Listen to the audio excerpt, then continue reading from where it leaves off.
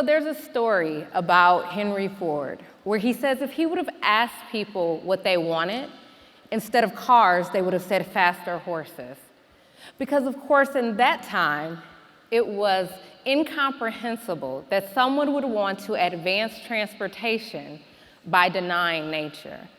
I can imagine a lot of the criticisms probably went like this. So you're gonna get rid of horses, which I know and trust and God gave us, in order to do what, advance a horseless carriage?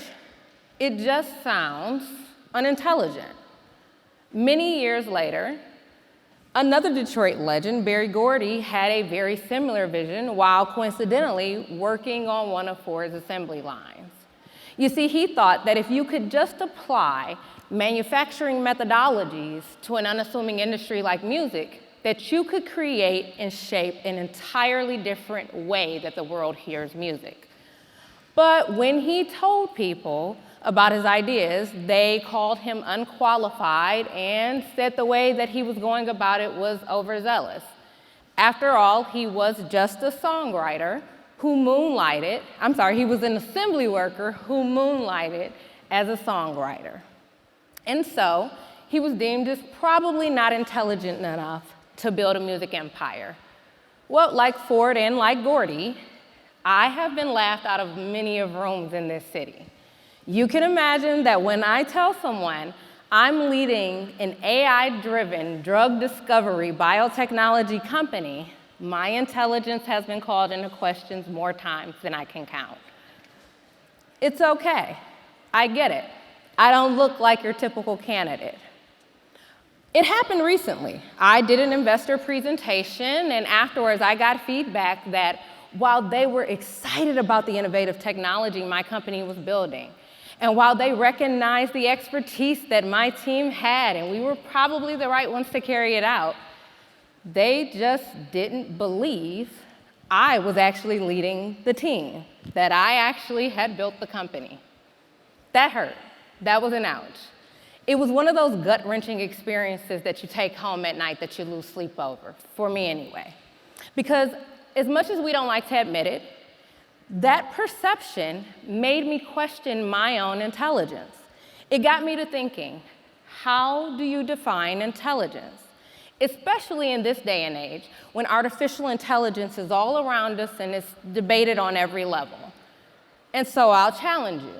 How do you define intelligence? Is it through GPAs or IQ score? What about something else? Annual salary, maybe, credit score, address. We tend to define intelligence based on numbers. But what if intelligence can't be digitized? And I say that running a data-driven company. What if intelligence isn't about what you know, but instead about how you think, how we create, how we imagine, and how we innovate? What if you take out-of-the-box thinking and apply it to things that already exist? Is that where innovation lies? Did you know that Ford was inspired for the assembly line because he was irritated watching inefficient farming practices and meatpacking processes? Or that Gordy thought, if we could just mass produce records, I could probably crank out 110 top 10 hits in 2 years. But people don't see that initially, right? They just see the idea and how we can disregard it. I understand that because, again, when I tell people what my company CirqueNova does, that we take AI and we embrace its form of intelligence to discover new targets and therapies for treatments that have never existed before, well, I can't even tell you what that response usually gets. But I know what Ford and what Gordy knew, that innovation is the breeding ground and the result of intelligence. And that you can't look at what's put in front of you, but at the possibilities of what come. Intelligence, in all of its forms, is something that must be challenged. Artificial intelligence is able to take massive amounts of data, identify processes, and identify all of the different possibilities by putting them at our fingertips. But it's not there to replace human thought, it's there to amplify it. It's there to optimize human creativity. Well, how do I know that? I had to get real creative in my own life. Again, I've not had the typical traditional route to success. I was a college dropout and a teen mom, and I have been a failed entrepreneur and failed founder. And so if you look at my non-traditional resume, you'd probably assume there's no way that I could understand something like artificial intelligence. But what I looked in looking at the unassuming places is that if you're able to see the things no one else can because of your experiences, you're able to apply innovation in a way the world hasn't seen. You see, me being a teen mother, it taught me how to work under pressure. It taught me how to be resilient and how to be really creative when I'm solving problems. It taught me how to be intentional with decision making and make sure that I can uphold and accept any consequences and rewards from those decisions.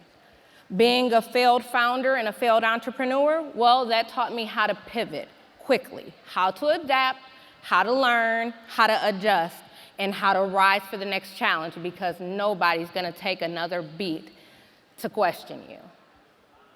Much like Ford, much like Gordy, much like AI, and much like Crystal Brown, I would challenge you to rethink how you perceive intelligence. Not just artificial, but your own and those around you. What have you been misunderstood for? What did you underestimate someone about? What problem have you overlooked?